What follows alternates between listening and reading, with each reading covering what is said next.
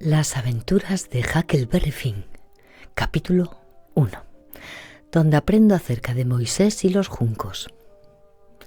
No sabéis quién soy como no hayáis leído un libro titulado Las aventuras de Tom Sawyer, pero eso no importa. Ese libro lo hizo el señor Mark Twain y en él dijo la verdad poco más o menos. Exageró algunas cosas, pero en general dijo la verdad. Eso no es nada. Jamás conocí a nadie que no mintiera alguna vez, como no sea tía Polly o la viuda, o tal vez Mary. Tía Polly es la tía Polly de Tom, y Mary y la viuda Douglas, de todas habla el libro, que es un libro que dice la verdad en general, con algunas exageraciones, como ya he observado. Bueno, pues el libro acaba así. Tom y yo encontramos el dinero que los ladrones habían escondido en la cueva y fuimos ricos. A cada uno nos tocó $6,000, todo en oro. Resultaba un gran montón de dinero. El juez Thatcher lo tomó y lo puso a interés y nos produjo $1 por barba cada día, todo el año, más de lo que uno sabía en qué gastarlo. La viuda Douglas me adoptó diciendo que me civilizaría. Pero era duro vivir en casa todo el tiempo, teniendo en cuenta el orden y cuidado que la viuda ponía en todas sus cosas. De modo que, cuando no pude aguantar más, me largué.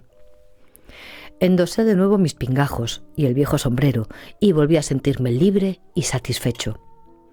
Pero Tom Sawyer me salió al paso para decirme que iba a crear una cuadrilla de bandoleros y que yo podría formar parte de ella si volvía al lado de la viuda y era decente. ¿Con qué volví? La viuda lloró y me llamó una pobrecita oveja descarriada y soltó una gran retahíla de palabras, pero no lo hizo con mala intención. Me puso la ropa nueva otra vez y ya no pude hacer más que sudar la gota gorda y sentirme apretado por todas partes. Bueno, pues entonces recomenzó todo lo de antes. La viuda tocaba una campanilla a la hora de cenar y había que acudir puntualmente. Cuando uno llegaba a la mesa, no podía ponerse a comer enseguida. Debía aguardar a que la viuda agachara la cabeza por encima del plato y se pusiera a gruñir un poco, aunque en realidad a la comida no le pasaba nada. Es decir, lo único que ocurría era que todas las cosas estaban guisadas aparte. Cuando se echan todas juntas en una caldera es distinto. Entonces se mezclan y el jugo de una se combina con el de otra y todo sabe mejor. Después de cenar sacó un libro y me leyó lo de Moisés y los juncos y me entraron grandes ganas de saber cuánto podía saberse de él. Pero luego se le escapó que Moisés había muerto hace tiempo. Por eso ya no me interesó, porque los muertos me importan un comino. Poco después quise fumar y le pedí a la viuda que me dejara, pero ella no quiso. Dijo que era una costumbre ordinaria y que no era limpia y que debía intentar desacostumbrarme. Hay gente así. Critican una cosa cuando no saben ni jota de la misma. Ahí estaba, preocupándose por Moisés, del que ni siquiera era pariente y que para nada había de aprovechar al prójimo, puesto que estaba muerto. Y, sin embargo, me sacaba los trapitos al sol por hacer una cosa que tenía algo de bueno. Además, ella tomaba rapé. Claro que eso estaba bien hecho, puesto que lo hacía ella. Su hermana, la señorita Watson, una solterona con antiparras y delgada como un espárrago, que acababa de meterse a vivir en su casa, cargó a su vez contra mí con un catón. Me hizo sudar durante 1 hora y luego la viuda la obligó a aflojar.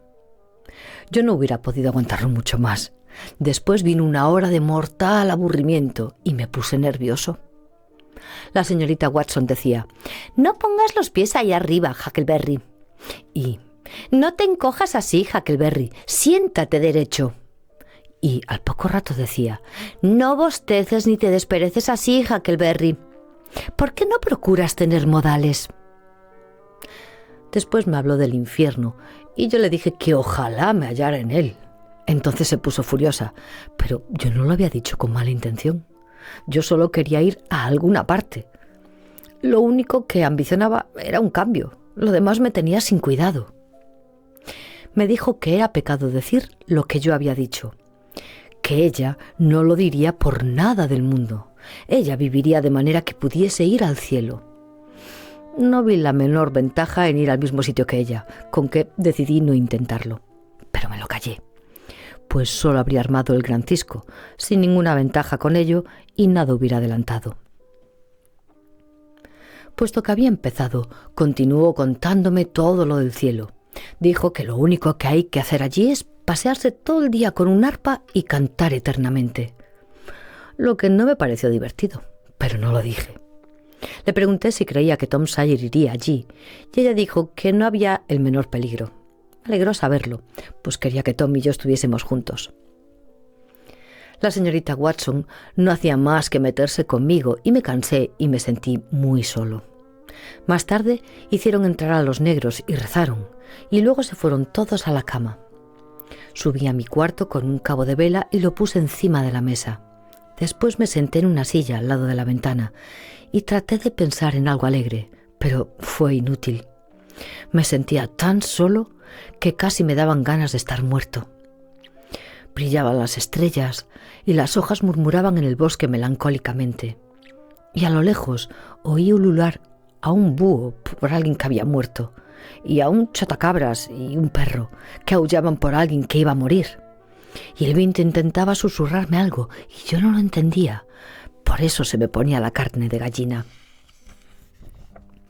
Luego, en el lejano bosque, oí el rumor que produce un alma en pena cuando quiere decir algo que le preocupa y no consigue hacerse entender. Y es por eso, por lo que no puede descansar tranquilamente en su tumba y tiene que vagar así todas las noches quejándose. Perdí el ánimo y me asusté tanto que hubiera querido tener compañía. Al poco rato me sacudí una araña que me corría por el hombro y fue a caer encima de la vela y antes de que pudiera moverse se quemó toda. No necesitaba que nadie me recordase que eso era muy mala señal y que había de traerme mala suerte, con que me asusté y por poco me quedo desnudo de tanto temblar. Me levanté y di 3 vueltas mientras me hacía una cruz en el pecho cada vez. Después me até un mechón de pelos con un hilo para ahuyentar a las brujas. Pero aquello no me inspiraba confianza. Se hace eso cuando se ha perdido una herradura que uno ha encontrado, en lugar de clavarla por encima de la puerta.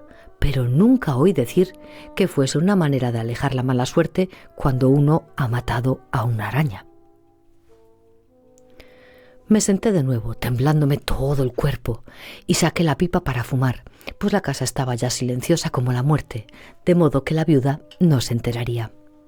Bueno, pues al cabo de un buen rato oí el reloj de la población hacer nan, nan, nan 12 veces, y todo volvió a quedar callado, más callado que nunca.